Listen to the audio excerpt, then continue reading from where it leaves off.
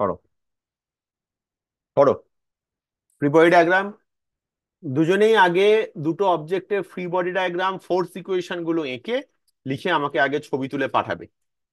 Object a, প্রথমে আমি object a এর ফ্রি বডি ডায়াগ্রাম আঁকছি। Reference frame ground, M A জি। আমি কোথাও ভ্যালু বসাই না শুরুতে, ভ্যালু আমি সবসময় লাস্টে বসাবো। অবজেক্ট এর এম এ জি নিচের দিকে, তোমরা সবাই করেছো। এখানে একটা নর্মাল রিয়াকশন N1, এখানে একটা ফোর্স দেওয়া হচ্ছে এফ ধরলাম, এটা 6 নিউটন, কিন্তু আমি 6 প্রথমে লিখবো না, আমি জাস্ট এফ লিখবো। আর অবজেক্ট এ যেই ডান দিকে মুভ করতে শুরু করবে, বি এর সাথে এর সারফেসে একটা ধাক্কা লাগবে। যেই ধাক্কা লাগলো ওখানে ইন্টারাকশন হলো, কন্ট্যাক্ট ফোর্স এলো, তার ফলে বি এ কে এইদিকে একটা নর্মাল রিয়াকশন ফোর্স দেবে, সেটাকে আমি বলছি এন ড্যাশ।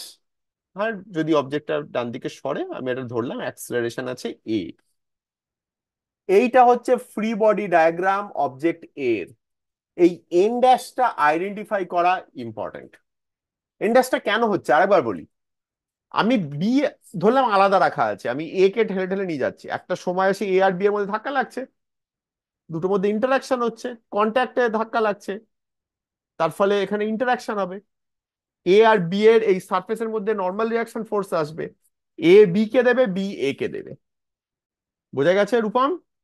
এবারে অবজেক্ট বি এর আঁকি, আবার উইথ রেসপেক্ট টু গ্রাউন্ড।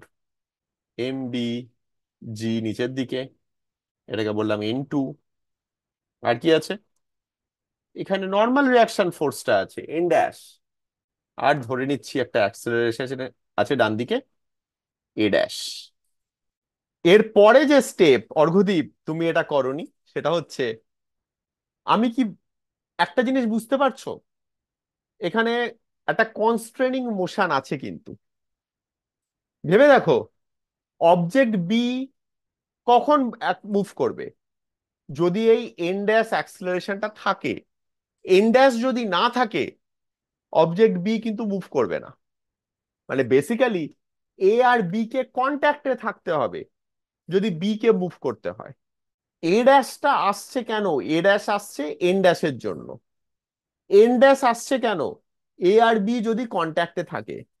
যদি এ আর বি কে কন্ট্যাক্টে থাকতে হয়, তাহলে a must be equal to a dash. যদি এ ড্যাশ এর থেকে বড় হয়, তাহলে তো বি আগে বেরিয়ে যাবে, কন্ট্যাক্ট চলে গেল। যদি এ এ ড্যাশের থেকে বেশি হয়, তাহলে তো এ যেন বি কে ভেঙে বেরিয়ে চলে যাচ্ছে।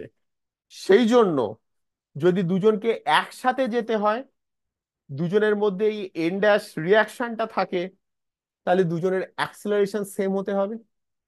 A must be equal to a dash. Arghadeep বোঝা গেছে? তুমি এই স্টেপটা করোনি কিন্তু। ঠিক আছে? এরপরে দেখো, ভার্টিক্যাল ডিরেকশনে আমার ইকুয়েশন লিখে কোনো লাভ নেই, সেখান থেকে আমি এক্সট্রা কোনো ইনফরমেশন পাবো না। আমি জাস্ট হরাইজন্টাল ডিরেকশনে লিখছি। কি লিখতে পারি?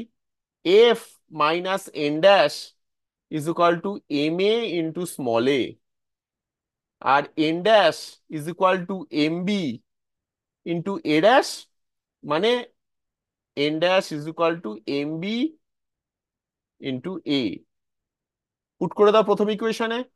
F minus M B A is equal to M A A, তার মানে A is equal to F by M A plus M B.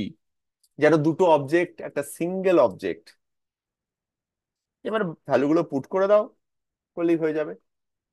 কি হবে? এফ হচ্ছে 6, এম এ হচ্ছে 1 প্লাস 2 ইজ ইকুয়াল টু 2। বোঝা গেল?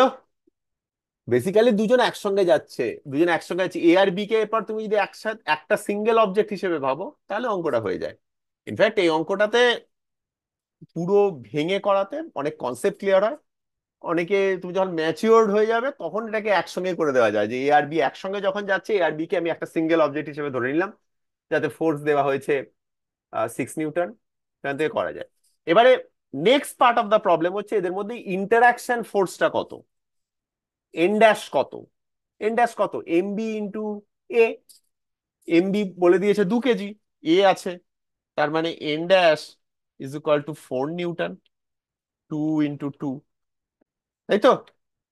এই রিয়াকশন ফোর্সটা বার করতে গেলে অবভিয়াসলি তোমাকে আলাদা আলাদা করতে হবে, সিঙ্গেল অবজেক্ট হিসেবে করতে পারবে না। ওকে।